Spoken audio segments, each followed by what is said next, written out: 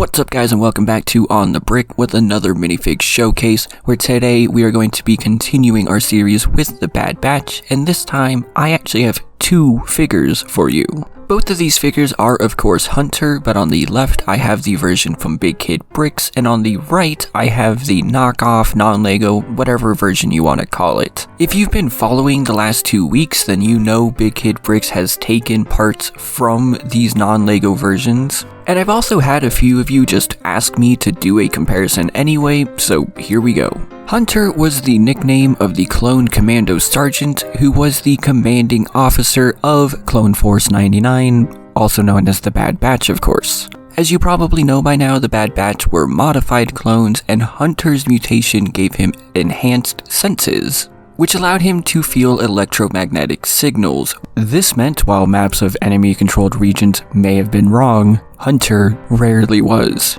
You know, it's almost like they could have won the whole war themselves. Needless to say, Hunter was present at the Battle of Anaxis and also was crucial in rescuing Echo. In combat, Hunter did like to utilize his hand blaster and a vibro knife. In fact, although he used blasters when the situation required, he did prefer to engage opponents at close quarters. He also wore modified commando armor with a regular Phase 2 helmet. When it comes to the modifications each of the members of the Bad Batch have, I'm not gonna lie when I say that Hunter's is kind of lame, honestly. I mean, you have Tech, who can do all these amazing things with technology, you have Wrecker, who is superhuman strength, Crosshair, who never misses a shot, and then this guy. Now, I say that, but obviously one of his best traits is being the leader of the group, and that is as important as everything else. With that said, this is bigkidbrix's version of Hunter. It does come with this and the helmet that I will show off shortly. It does actually come with this hand blaster. It is the same one that you get with Tech, and of course you also get a normal Lego knife. You have to with this guy.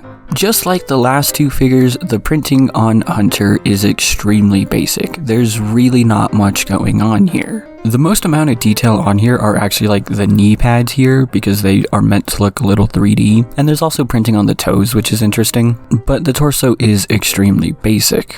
There is of course printing on the arms. Again, this is a 360 degree printed figure, and I do think that the arm printing looks really nice. And then there's not that much to see on the back here, so we'll just move on. I want to say this headpiece is custom. It doesn't actually say anywhere if it is or not, but obviously it is customized at the very least for this figure. I also really like the printing on the head. I actually think it looks really good this time, and I'm happy we got it like this. If you take the hair off though, I do want to point out that there is no printed bandana or headband on the head itself. There's the impressions of one, almost like it was supposed to be printed and wasn't, but instead we just get this like unibrow line. However, if you're taking the hair off, it's because you're going to be putting the helmet on. And just like the rest of these figures, this is not a helmet that bigkidbrix made. This is one he got from the knockoff figures. And how do I know this for sure? Because when I was comparing these two figures here, I was looking at the helmets and I forgot which one went where.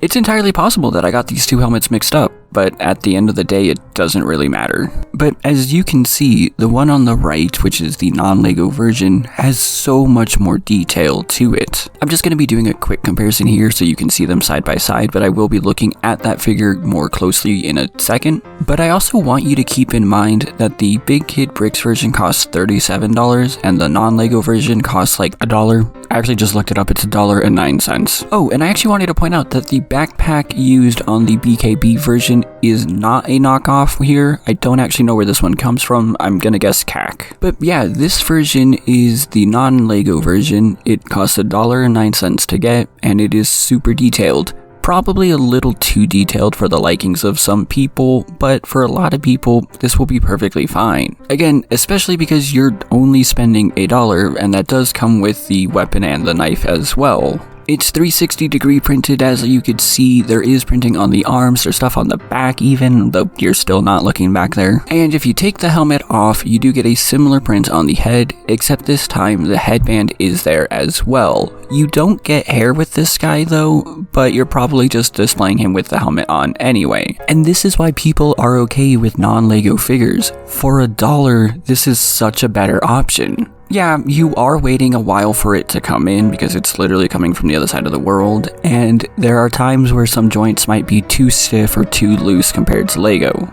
But I also don't know anyone who's collecting custom Lego that sits down and plays with them. I mean, I don't. I buy these figures and they go into a display. The one thing I did want to point out that I actually like better about bigkidbrix's version though is the arm printing. I think it's more accurate to what we see and I like it better. Also, it's not just reused from figure to figure, each one is actually unique, like here it is in comparison to Wrecker. So what are my final thoughts on this? Well, if you are a Lego purist who only wants to buy Lego things, then you're probably not getting these figures anyway because they come with non-Lego parts. I do think the $37 price tag is way too much for this guy. Again, if it was closer to like $20, I think that would be much more acceptable. Not just because he's taking parts from non-Lego figures, but also because the printing is just so basic it doesn't warrant a higher price tag. While if you buy the non-Lego version, you know what you're getting into, but you're also only spending $1. But let me know all your thoughts on what you guys think about all this in the comments down below. Which of the two figures do you personally prefer? Next week, we're going to be finishing off this series with Crosshair, and I'll be showing off Echo too, don't worry. But do remember to like and subscribe if you haven't already. As always, I want to send a huge thank you to my patrons who make videos like this possible, including people like Jonathan and Project Elements.